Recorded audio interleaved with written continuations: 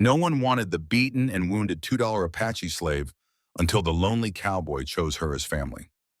Before we dive into the story, don't forget to like the video and tell us in the comments where you're watching from. The Arizona sun sat low in the sky. Sharp light cut across the trading post yard, where wagons stood hitched, and the smell of horses, tobacco, and spilled whiskey hung thick in the air. Dust shifted with every bootstep, clinging to the sweat-darkened shirts of the men who lingered in a half circle. They weren't there for business anymore. They were there for spectacle. At the center of the yard, a ranch hand, half drunk on cheap whiskey, pulled forward a young Apache woman. His boots dug furrows into the dirt as he yanked her by a rope tied crudely around her wrists.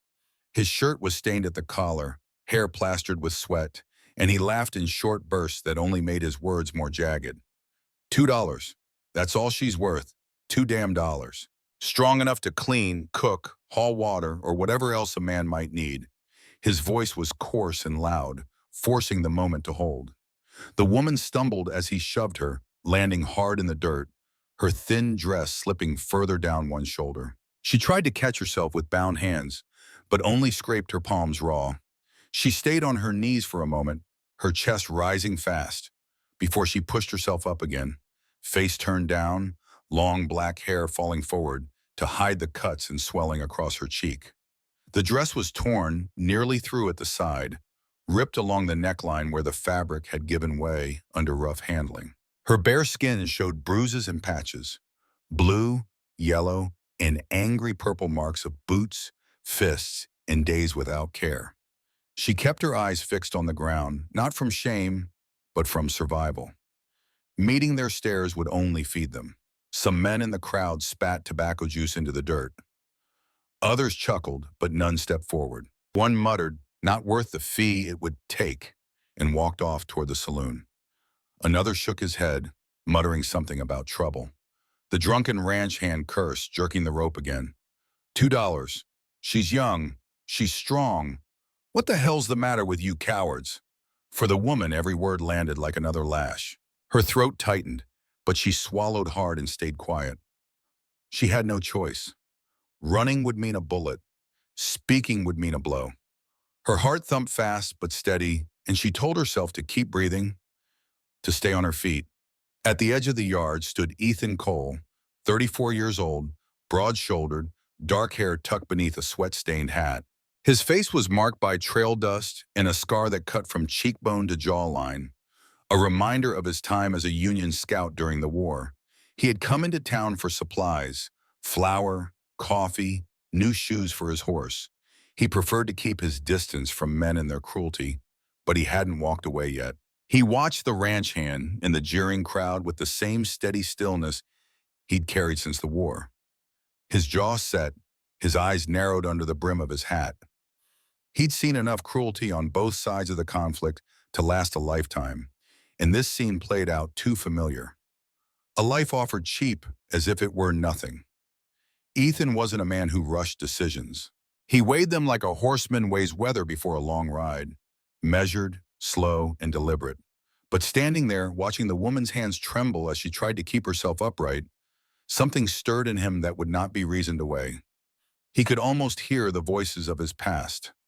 Officers barking orders, men begging for mercy, and he knew this was not something he would stand by and ignore. His hand brushed against the coins in his pocket, $2 silver. He planned to save them for nails and lamp oil, but he understood now that this was not about trade. This was about ending something before it marked her forever. He stepped forward, boots scraping the hard ground.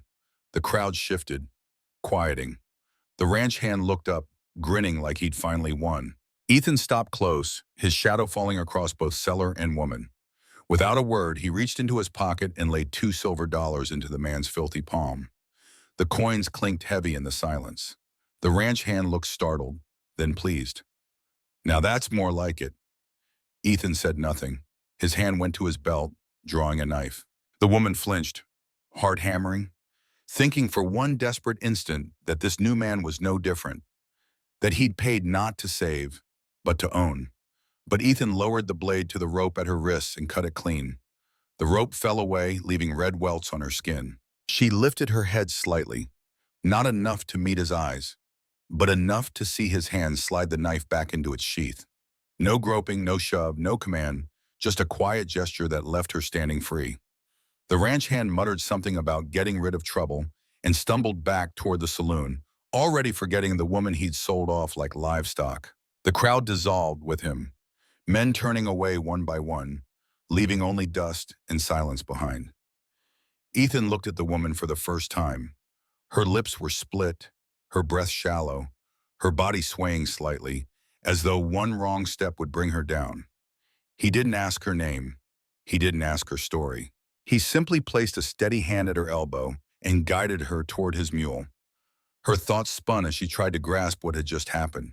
She wanted to resist, to pull away, but her body had no strength left. Part of her whispered that this was just another man, another chain. But something in his silence felt different. His grip was firm but not cruel, guiding, not forcing. She hadn't felt that in years.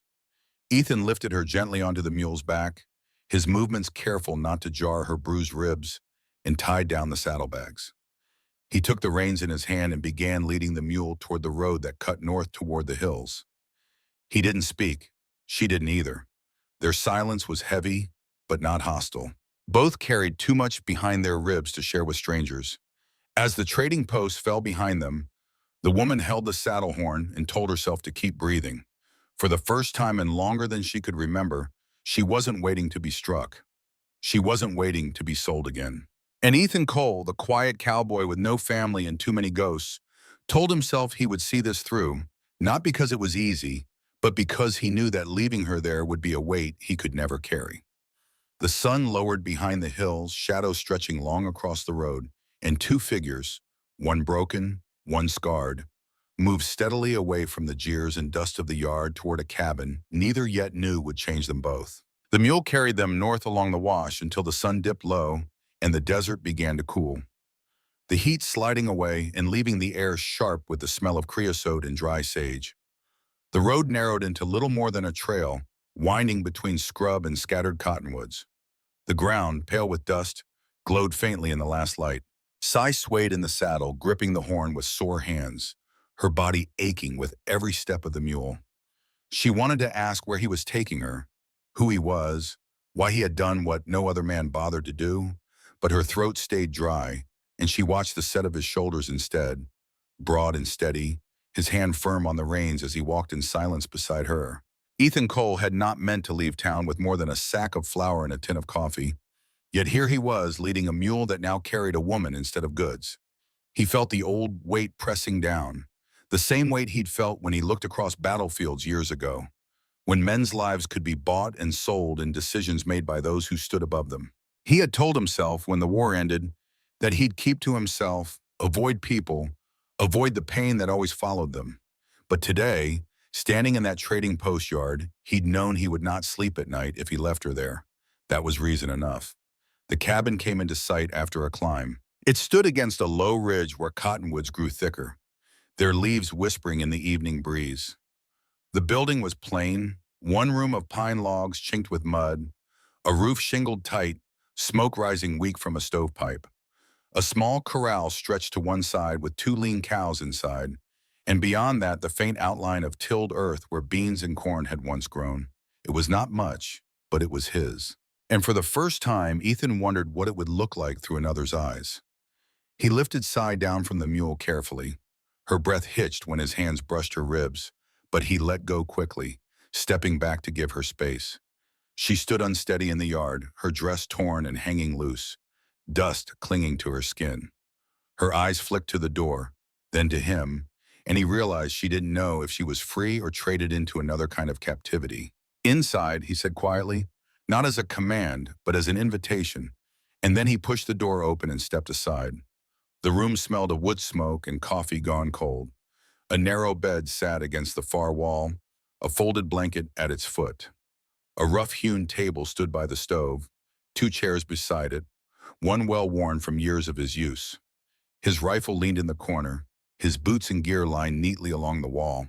It was not the place of a man expecting company, and he felt the plainness of it now, as though it might make her uneasy. Sai stood in the doorway, her shoulders tight, scanning the room as though weighing whether it was safer inside or back out in the empty land. She thought of the men in town, of the ranch hand's filthy grip, of the eyes that had judged her body like meat.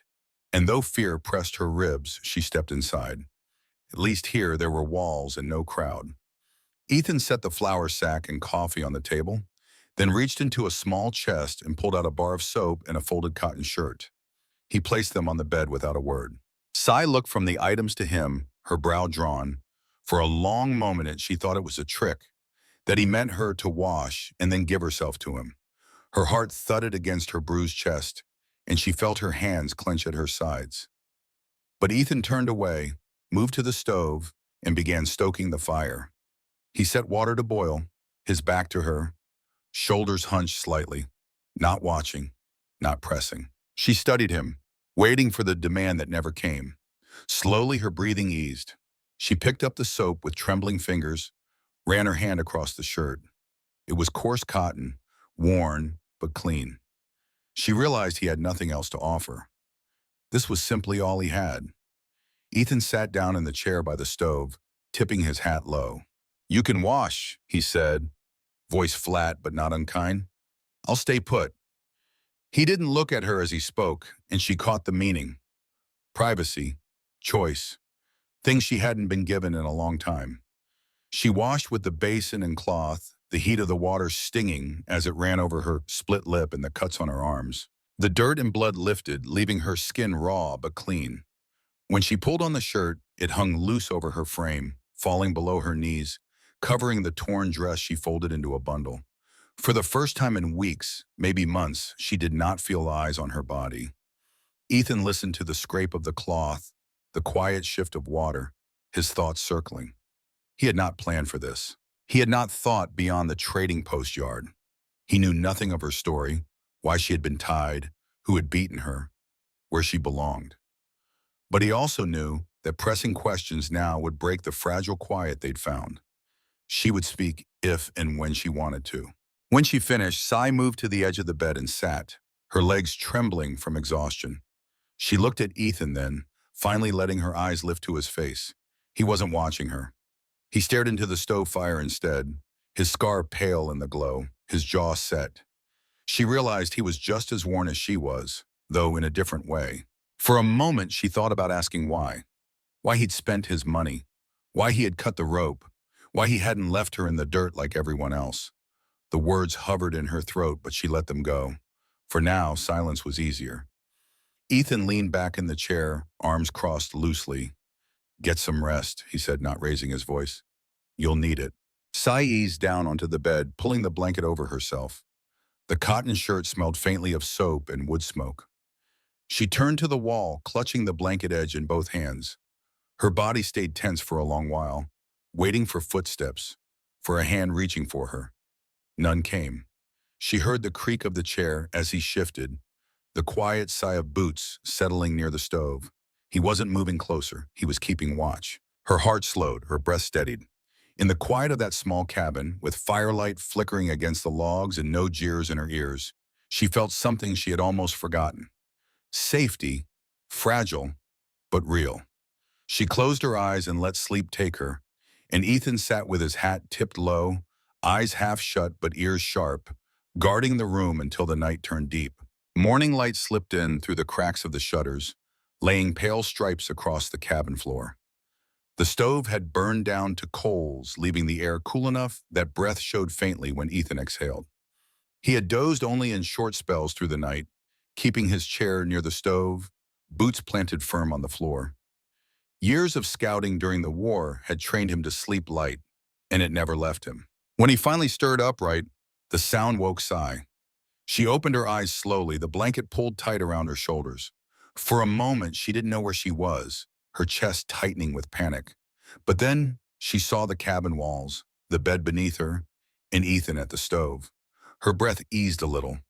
The question that had followed her into sleep came back. Was this man just another waiting for the right moment, or was he truly different? Ethan poured water into the kettle and set it on the stove. He could feel her eyes on him, but he didn't turn. He wanted to give her space, let her settle before pushing too much. He spoke without looking. Coffee will be ready in a bit. There's bread and beans too. His voice was even, not coaxing, not demanding, just the same plain tone he always carried. Sai sat up slowly, legs still sore, ribs aching. She pulled the cotton shirt closer around herself, remembering the torn dress she had folded and left near the bed. Her mind turned over the same questions. Why had he bought her? Why had he said nothing of what he expected? Every man she'd ever known had wanted something. This silence was unfamiliar and unsettling. She watched as Ethan took bread from a tin, sliced it, and placed it on a plate. His movements were practical, steady, as though he'd done it 1,000 times the same way. He set the plate on the table and gestured for her to sit. She hesitated, but finally crossed the room and lowered herself into the chair opposite him. Her hands shook when she reached for the bread, not from hunger alone, but from nerves waiting for him to speak or make a claim. Instead, Ethan picked up his own slice, ate quietly, and left the space open. The silence stretched, but it wasn't sharp. It was almost steadying. After a while, he said, "You'll need a dress that fits. That one's no good anymore." His eyes flicked briefly to the folded bundle of torn cloth. "I'll ride to town later. Pick something." He didn't ask for size, didn't press. He said it as if it were already decided, a practical matter. Sai studied him, unsure of what to make of a man who bought a woman out of a trading yard, but then gave her food, space, and even talk of clothes. Her heart pulled in two directions, suspicion on one side, a cautious spark of trust on the other.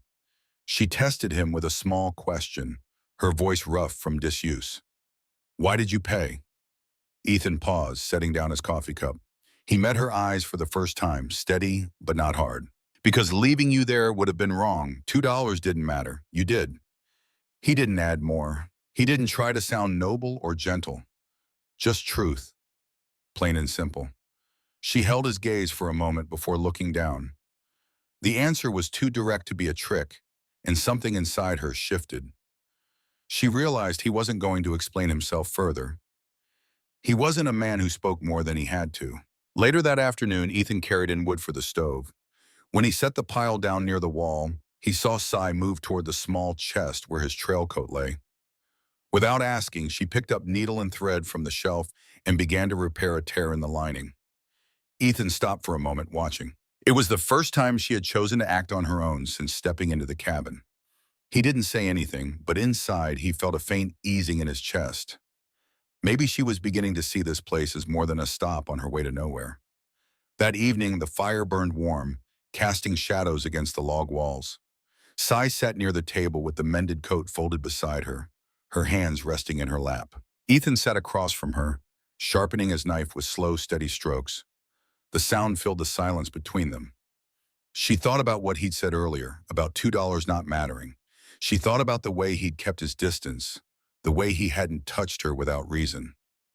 Something told her he deserved more than silence. Her chest tightened as she waited. Speaking her name had always been a risk. Names could be used, twisted, held against you. But here in this cabin, with his eyes steady in the firelight, she felt the weight of holding it back more than the risk of sharing it. "My name," her voice caught, but she pressed on. "Say." Ethan looked up from the knife. He repeated it once, firm and even. "Sai." Then he gave a single nod and went back to the blade. He didn't press her for more, didn't ask where she came from or what had been done to her, just acknowledged it. It was as though a name alone was enough for now. For the first time in longer than she could remember, Sai felt herself seen, not as a body, not as a burden, but as a person. That thought stayed with her as she pulled the blanket over herself later that night. She lay listening to the stove tick as it cooled, Ethan's chair creaking faintly as he shifted near the fire. The fear that had ruled her every breath since the trading post eased just a little, replaced by something unfamiliar. Not safety yet, not trust, but the beginning of both. By the end of the week, the flour sack was almost empty. The coffee tin held only enough for one more pot, and the salt barrel scraped near the bottom. Ethan had known since the first morning that this trip to town couldn't be avoided. But he had waited, giving Sai time to heal, to gather strength. Supplies were not a choice. They were survival. He told her the night before in his usual steady voice, "We ride to town tomorrow." Need flour, coffee, maybe boots. It wasn't phrased as a request, but not as a command either. It was fact. Sai had felt her chest tighten at the words. The image of the trading post yard still burned in her mind. The rope at her wrists, the laughter, the spit at her feet. She had wondered every day if the town would remember, if faces would sneer, if someone would try to take her back. But she nodded anyway because she knew he was right. Food would not appear on its own. She told herself she would walk beside him, not behind. The next morning, Ethan saddled the mule in his gelding, checked straps twice, and tied the empty flour sack across the saddle horn. He handed Sai a shawl he had found in his chest. Plain wool, but serviceable. Wear this, he said, wind'll bite. She wrapped it tight around her shoulders, hiding the thin cotton shirt he had given her days ago. Her old dress, torn beyond modesty, had been cut into rags and burnt. She wore no more. The trail into town was long enough for her thoughts to churn. She wondered about Ethan as much as about herself. Why had a man who lived alone in a cabin cared enough to interfere? Did he expect something she hadn't yet understood? He had not touched her except when helping her down from the mule, had not pressed her for her story, had not asked for her body. That alone set him apart from every man she had known in the last year. She did not trust easily, but she could not deny that with every day she spent in his cabin, her fear eased in small degrees. Town came into sight. Sunlight glinted off windows. Smoke rose from chimneys. The clatter of wagons and the voices of men carried across the street. Sai felt her stomach knot. She adjusted the shawl tighter, her fingers gripping the edge until her knuckles hurt. Ethan noticed but said nothing.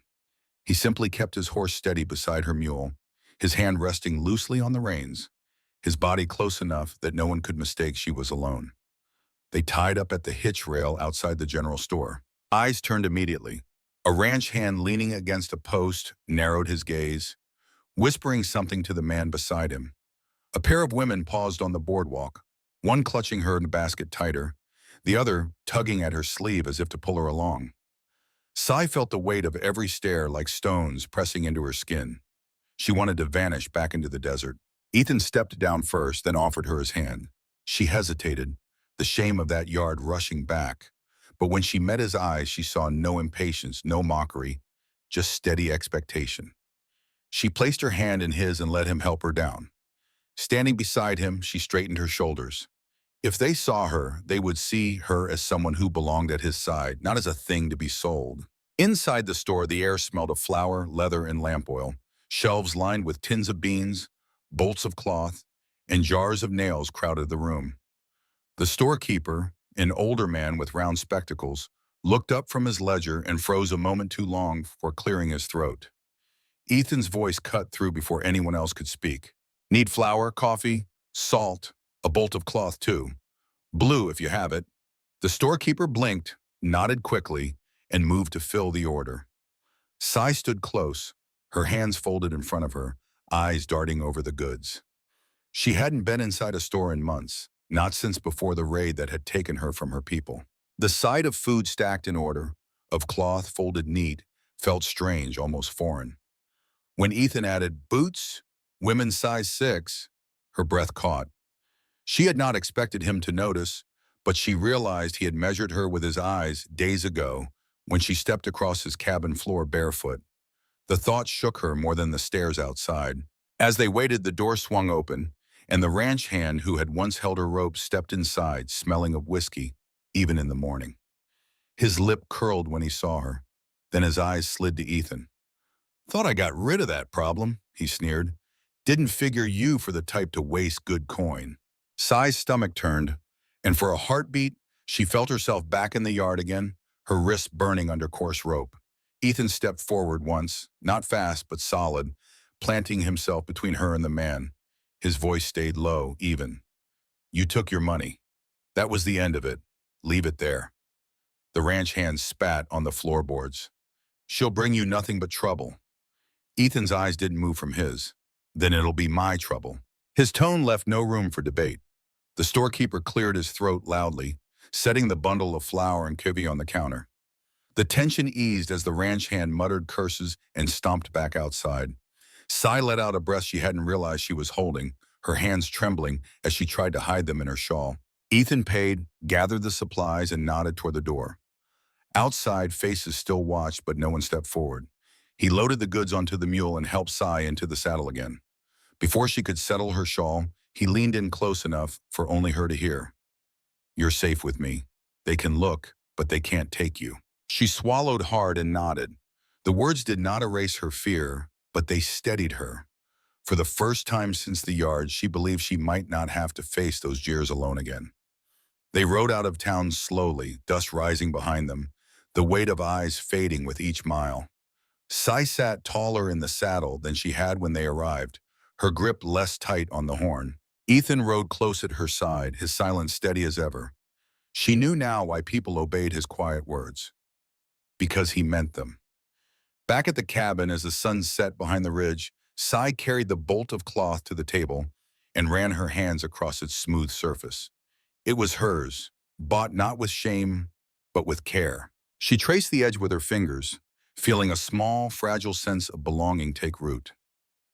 For the first time, she began to imagine that the cabin might not only be his home, it could become hers too. The days after the trip to town settled into a rhythm, a slow pattern that wrapped around the cabin and made it feel less like a stopgap and more like a place to belong. The new supplies filled the shelves. The bolt of blue cloth folded neatly on the table until Sai cut it into pieces with steady hands. Her stitches were even, practiced from years of making do, and soon a dress began to take shape. Ethan noticed the way her posture changed when she tried it on the first time. Her shoulders straighter, her chin lifted just slightly. She had burned the torn dress with her own hands in the fire pit behind the cabin, the smoke rising as if sealing away a chapter that would not return. That act alone had raised questions in the minds of any who had seen her in town. Where had she come from? What had she endured? How'd she ended up tied for sale? But neither Ethan nor Say gave answers, and so the questions were left to fade. The cabin worked because both of them moved without needing to speak much. Ethan split wood and hauled water, his axe thudding against the block, while Sai fed the stove and kept the beans boiling. He mended harness leather at the table in the evenings while she sewed by the firelight, her fingers precise and unhurried.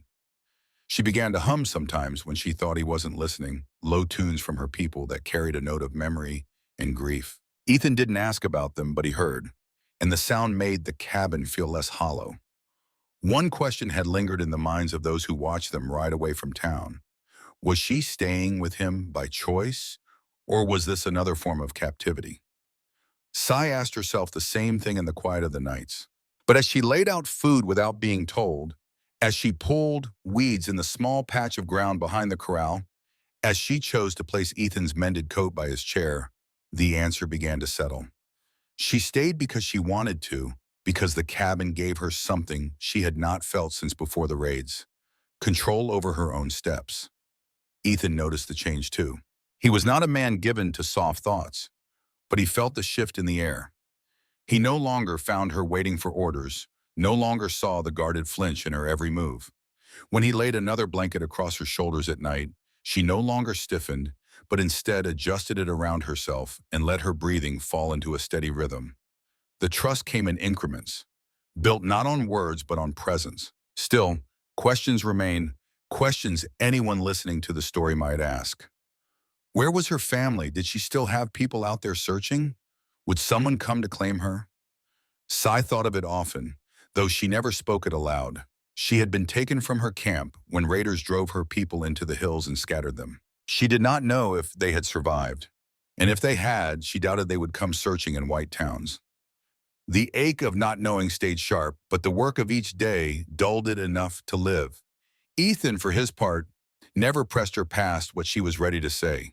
He had his own ghosts, men lost in war, a brother buried in Missouri, land burned under cavalry fire, and he knew silence could be kinder than questions. The storm came, rolling sudden from the horizon, bringing hard rain and wind that rattled the roof.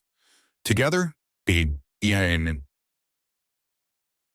pulled canvas over the seams, hammering nails into shingles while water ran down their faces and soaked their shirts.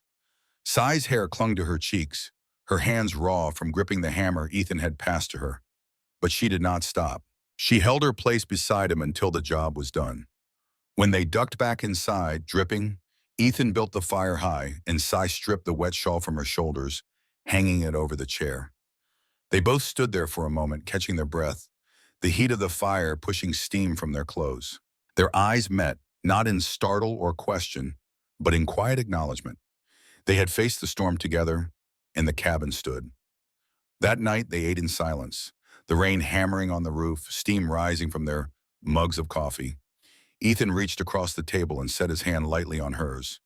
He didn't hold it long, just long enough for her to turn her palm and let their fingers line up, steady, unforced. No one outside could see it, but in that small room, the gesture meant more than any words. Cy thought then about the $2 silver, how cheaply her life had been traded. She looked at Ethan and realized he had never once spoken of it since that day, never reminded her, never held it over her. The debt was not there. He had given her space to build herself back up. That knowledge sat deep in her chest, warming her more than the fire. When the rain finally eased and the stove ticked as it cooled, Ethan leaned back in his chair, eyes heavy with fatigue, and Cy folded the blue cloth neatly on the table for the morning's work. The cabin no longer felt like a place of waiting. It felt like a place being made. The storm broke into a clear morning, the ground damp, the air sharp and clean. For the first time in weeks, the cabin smelled not of dust, but of rain-soaked wood and wet earth. Cy rose early, her hair still heavy from the night before, and set beans to boil while Ethan stepped out to check the corral. When he came back inside, his boots muddy, she noticed he was limping harder than usual, his jaw tight as he pulled off his hat. She had seen him move stiff before but hadn't asked. Now the question pressed at her until she spoke. "Your leg, was it hurt in the war?" Ethan froze, surprised she'd broken the silence. He set his hat on the table, eyes on the stove fire. "Bullet at Shiloh, never healed right, weather makes it worse." His voice was plain, but the weight behind it was clear. Cy nodded once, understanding more of the quiet he carried. That detail answered the question many would have asked. Why a man strong as him lived alone far from town, without family or company. His limp kept him slow, and his ghost kept him distant. Days passed into a rhythm again, but the nights changed. Cy began to sleep lighter, her body no longer collapsing into exhaustion the way it once had. She woke often, her breath racing, her mind dragging her back to the yard, the rope, the jeers. She would stare into the dark until her chest eased, sometimes clutching the blanket until her hands cramped. Ethan, though he never said it, always heard. His chair would creak, and he would speak from the shadows. "You're all right, you're safe here." The words weren't gentle or soothing, just steady, spoken like truth that didn't need decoration. One night she woke with a sharp cry caught in her throat, sweat damp on her skin. The fire burned down to embers. Ethan rose from his chair and stepped closer. Not fast, not looming. He stopped at the edge of the bed and waited. Cy's chest heaved, her hands trembling as she pulled the blanket tighter. But then, slowly, she reached out, placing her hand over his. Her voice shook. "Stay." He sat on the edge of the bed, his weight sinking the mattress, his hand resting at her waist above the blanket. He didn't move beyond that, didn't press closer. She steadied her breathing, holding on to that hand like a tether. The silence stretched, filled only by the sound of wind outside and the slow rhythm of their breaths. She felt her fear ease, not because it was gone, but because it had someone to lean against. Ethan spoke after a long while. "I won't hurt you." "I know," she whispered, though her throat tightened. It wasn't just belief, it was choice. She chose to say it. As the night deepened, she turned toward him, her forehead brushing his shoulder. He lowered his head slightly, his lips pressing against her hair, a touch light and hesitant. It was the first time his affection showed itself unguarded. Not an accident of hands brushing over bread or blankets, but a choice made in the open. She tilted her head, her cheek brushing against his jaw, and their lips met in a slow, tentative kiss. It wasn't practiced or smooth. It was cautious, careful, but it was theirs. The questions anyone listening might ask: did he buy her to take her? Was she bound to give herself? Was this just another trade? Found their answer here. No money, no rope, no demand, Just a woman choosing to lean in and a man steady enough to let her decide the pace. They lay back without breaking the fragile line of trust between them. Ethan stretched onto the bed, leaving space, his arm resting lightly across her waist. She placed her hand over his, holding it there. Their breathing fell into rhythm, her eyes closing not from exhaustion, but from calm.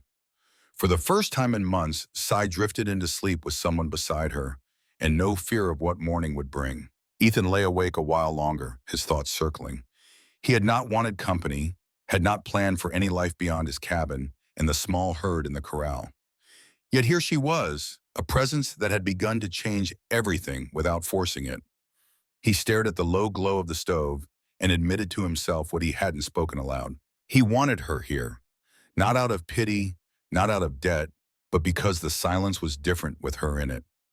When sleep finally came for him too, the cabin was quiet, the storm of memory, and the night no longer a place of fear, but the beginning of something steady neither of them had dared imagine. The days after that night passed with a quiet rhythm that felt different from the weeks before. Sai moved through the cabin, no longer with hesitation, but with a steady purpose.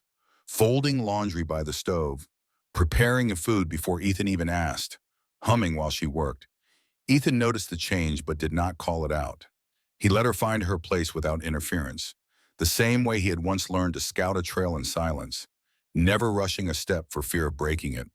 Questions anyone listening might have: was she truly free to stay, or simply trapped in another man's walls? Were answered in the way she carried herself. She could have walked away from the cabin now if she had chosen. The desert was hard, but not impossible. If she stayed night after night beside the man who had bought her freedom with 2 silver coins, it was her choice. And Ethan, for his part, never once reminded her of the trade. In his mind, the matter had ended the moment the rope had been cut. The work of spring carried on. Fences needed mending, the small herd in the corral needed checking, and the patch of ground behind the cabin had to be cleared for planting. Sai worked beside him, pulling weeds, her hands raw from the earth, but her back straight. She found herself watching him when he bent to check the soil, his broad shoulders moving beneath his shirt, his limp slowing him but never stopping him. He noticed her watching once and gave the faintest smile before returning to work. It startled her. He had not smiled at all in the first weeks. Late one afternoon, with the sun burning low, 2 riders appeared on the ridge above the wash. Ethan saw them first, the dust trailing behind their horses. His jaw tightened, though he said nothing until they came close enough for Sai to hear the creak of leather and the jingle of spurs. One man was the ranch hand who had sold her, his face still red and bloated with drink.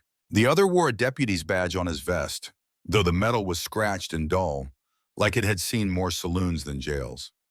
Sai felt her throat close, the memory of the rope burning back through her skin. She froze in the yard, the bucket she had been carrying slipping from her hands and clattering against the hard dirt. Ethan stepped in front of her without thinking, his hand resting near his belt, but not on the Colt holstered there. He didn't need to draw. His stillness was its own weapon. The ranch hand spat into the dust. "You owe me, Cole. That woman wasn't yours to take. I want her back, or I want more money." His voice was loud, trying to reach past Ethan to Sai. The deputy shifted uneasily in the saddle. "There have been complaints," he said, though his tone held little conviction, "about stolen cattle, about women being kept against their will. I need to hear her say she's here by choice." Sai's chest heaved, fear clawing at her throat. For a moment, she thought she might not be able to speak at all. The memory of the trading yard was too fresh, the jeers too close. But then she looked at Ethan's back, steady as stone, his shoulders squared against both men, and she found her voice. "I stay because I choose," she said, her words firm, though her hands trembled at her sides. The deputy's gaze lingered on her, searching for doubt, but her eyes met his, unwavering now. He gave a single nod, then turned to the ranch hand. "You took money for her. That's the end of it.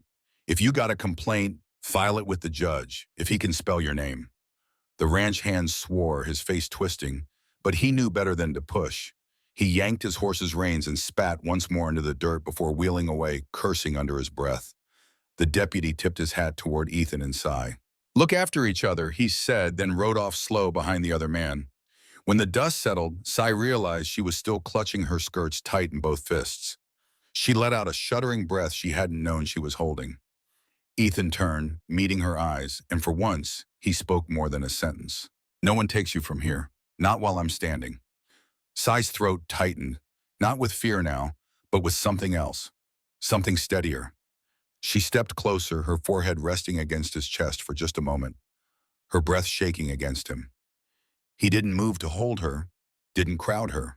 He just stood solid, letting her lean until her strength returned. Inside the cabin that night, with the fire glowing steady and the wind carrying only the sound of coyotes in the distance, Sai sat at the table while Ethan sharpened his knife. She watched him in silence, her thoughts circling. She had expected men to come. She had feared it every day. But now that it had happened and passed, she knew the truth. Ethan would not let anyone take her back to chains, and she herself would never again be silent in front of those who tried. The fear had not vanished, but it had changed shape. It was no longer the fear of being alone. It was the fear of losing what she had found that she decided was worth fighting for. The days after the deputy's visit carried a different weight. Sai noticed that each time Ethan stepped out to the corral, it was with his rifle slung casually in his hand, and each time she caught herself glancing toward the ridge, half expecting riders to appear again. But no one came, and the silence that followed brought a fragile peace. Still, the question lingered for anyone who might hear their story. What tied her to him now beyond fear of the world outside? Would she leave if given the chance, or stay because she chose? That answer began to take shape in what they did next. Ethan rose early one morning and told her plainly, "We're riding to the county seat. I want it down on paper. No one can twist it." Then, his tone was flat, as always, but Sai heard the meaning beneath it. The paper wasn't for him. It was for her, to keep men from dragging her back with lies. She studied his face for a long moment before nodding. "I'll go." The ride was longer than the trip to town. 2 hours of dust and sun over the open trail. Sai sat straight in the saddle, her shawl pulled tight against the morning wind. Ethan rode beside her, his limp showing in the shift of his weight, but his pace never faltered. She thought then about the man who had once cut her free. He had no reason to take more trouble onto himself. Yet he had, and now he was leading her toward a choice that would decide both their lives. The county seat was busier than the small town near their cabin. Wagons crowded the street, men shouting deals over bales of hay, women carrying baskets, children darting between horses. Sai felt the same knot in her stomach she had felt that first trip, but this time she carried herself differently. Her dress, sewn from the bolt of blue cloth, fit her shoulders well. The boots Ethan had bought supported her steps. She walked at his side, not behind, and though eyes still followed, she met them without lowering her head. Inside the courthouse, the clerk eyed them over his spectacles, but asked no questions. Ethan explained in a steady voice that the woman beside him lived with him by choice, and he wanted it written down clear. The clerk dipped his pen, scratched words onto the paper, and slid it across the desk. Ethan signed without hesitation, his name bold and practiced. Sai hesitated only a moment before she took the pen, her hand trembling as she formed the letters of her name. Letters she had not written in years, but letters she remembered all the same. When she set the pen down, something settled in her chest. That detail answered what listeners might have wondered, whether Sai was truly free to choose. She had spoken it before a deputy, and now she had written it for the county. No one could claim her again without breaking the law itself. Afterward, Ethan took her to the general store in town, quieter here than at their own. He bought flour and beans, then paused at the counter. "Got rings?" he asked the storekeeper. The man raised a brow, then opened a small wooden box. The rings were simple, plain bands of brass and silver. Ethan picked one without ceremony, paying in coins he could have used for tools. Sai stood beside him, her pulse quickening, uncertain what to say. That evening, back at the cabin, Ethan set the ring on the table between them. He didn't kneel, didn't soften his tone. He just said the truth as he saw it. "Stay with me for good, as my wife if you want it." Sai stared at the ring, her breath shallow. She thought of the day in the yard, of the rope, of the laughter that had marked her as nothing. Then she looked at Ethan, the man who had never once treated her as property, who had placed paper in her hand and let her name stand beside his. Her voice was steady when she answered, "Yes, but as your equal." His lips twitched in the faintest smile. "As my equal." He slid the ring on her finger, his rough hands careful. She felt the cool metal warm against her skin, a weight that was not a chain but a choice. The fire burned low, shadows moving on the cabin walls. Their eyes met across the small space, the silence heavy, but not with fear. Sai reached across the table, her hand resting over his, and when he stood, she rose with him. Their first kiss by the fire had been hesitant. This one was certain, steady, drawn out in a way that left no doubt.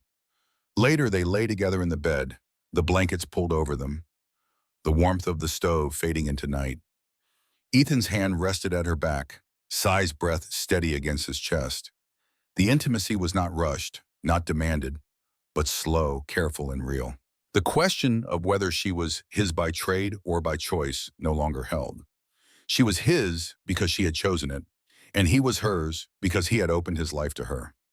When sleep came, it was not with fear, not with uncertainty, but with the quiet certainty that they had built something lasting inside the walls of that cabin. Spring came soft and steady, the wash running fuller with snowmelt, green shoots pushing through earth that had lain brown for months. The cabin no longer looked like a solitary outpost against the ridge, but like a place lived in, a place that carried laughter at the table and clothes drying on the line. Sai rose with the sun, tying her hair back as she stepped into the small garden she had planted behind the corral. Rows of beans and squash marked her care, the soil turned by her own hands. Ethan watched her once from the porch, the scar on his cheek catching the light, and he realized this was not the life of a man alone anymore. It was theirs. The question that many would have asked since the day he paid $2 silver, was she only bound to him by debt, by circumstance, had already been answered. The paper in the county clerk's office bore her name as clearly as his.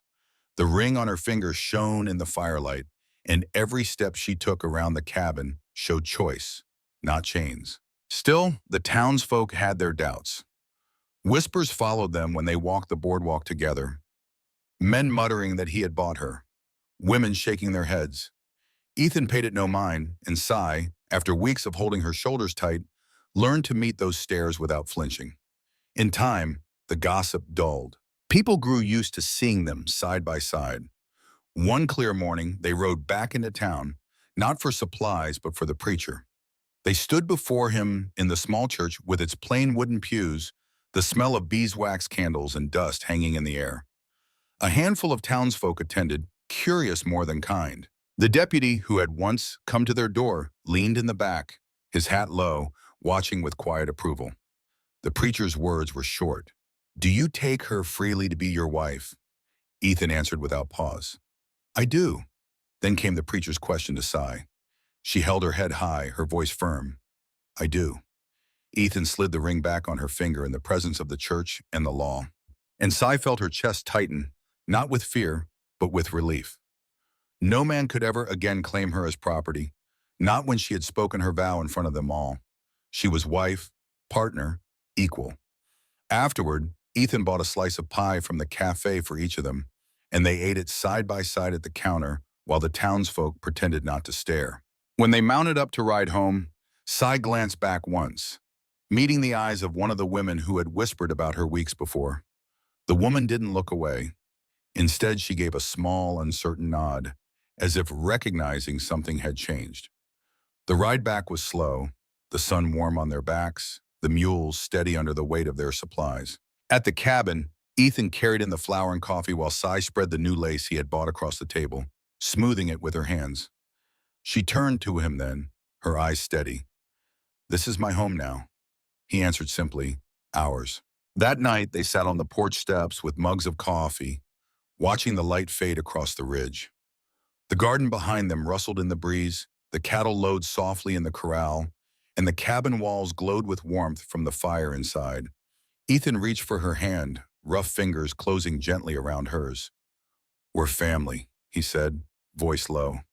Sai leaned her head against his shoulder, her lips curving into the smallest smile. "We are." The story that had begun in a yard filled with jeers and dust ended here in the quiet of the desert, with two people who had chosen each other.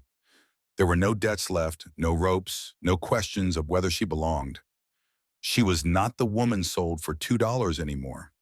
She was Cy Cole, wife, partner, and equal. And Ethan, once a man haunted by solitude, was no longer alone.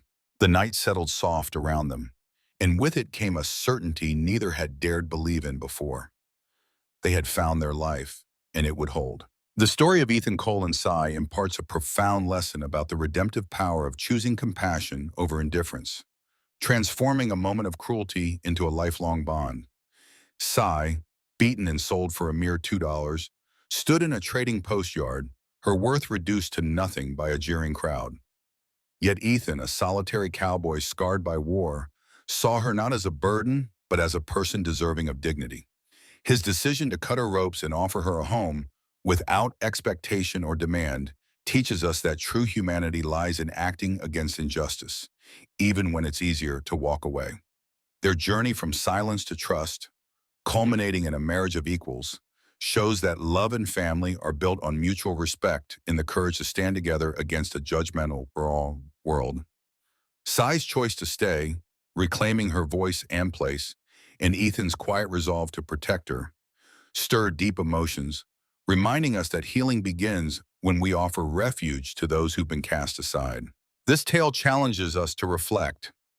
When have we extended a hand to someone society rejected, or found strength in unexpected kindness? In a world quick to commodify and discard, Ethan and Cy's story urges us to create spaces where every soul is valued. What resonated with you in their journey? Have you ever defied cruelty to uplift another, or found home in someone's steadfast presence? Share your stories in the comments. We're eager to hear them. If this tale moved you, subscribe to our channel for more stories of courage and redemption. Hit the like button and share to spread this message of hope and humanity. Let's keep this conversation alive.